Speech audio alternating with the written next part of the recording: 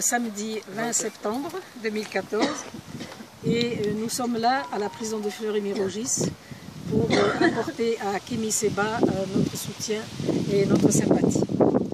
Alors Kémy Séba est en prison en application d'une décision de révocation de sursis.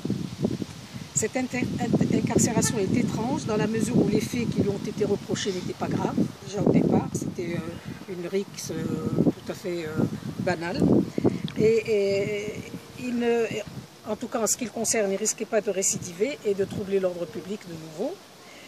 En raison du quantum de la peine, on voit tout à fait que cette peine est une peine de principe, presque un rappel à la loi.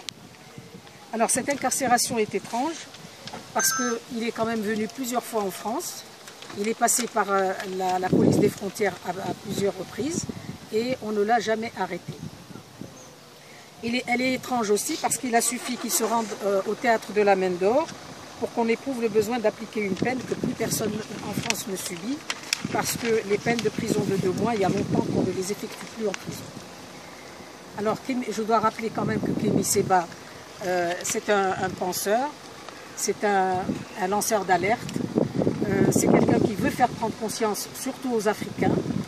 Ce n'est ni un terroriste, ni un trader qui a fait perdre à une banque des milliards. Ce n'est pas non plus un parrain de la drogue. Comme je disais, c'est un alerteur de conscience. Et la seule arme qu'il ait, c'est sa parole. Donc cette façon de l'incarcérer, de révoquer le sursis de 2 mois, c'est uniquement pour le faire taire, pour le terroriser. Et ça, c'est honteux et ça n'est pas du tout à l'honneur de la France. Donc nous demandons, tous nous qui sommes là, la liberté pour Kémy Séba.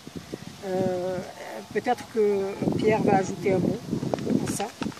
Voilà. Oui, je voudrais simplement dire quelques mots concernant la déclaration de manifestation qui a été enregistrée à la préfecture de l'Essonne. C'est seulement aujourd'hui que j'ai reçu l'arrêté interdisant cette manifestation. Je dois dire que les considérants m'apparaissent des plus farfelus, mais bon, c'est pas ça le fond du problème.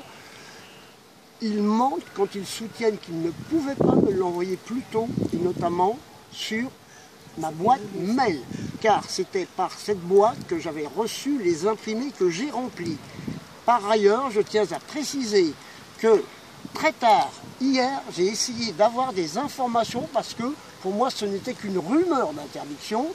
La préfecture n'a pas daigné y donner suite. Je pense qu'ils appliquent la loi avec beaucoup de désinvolture. Voilà ce que je voulais dire très simplement. Merci.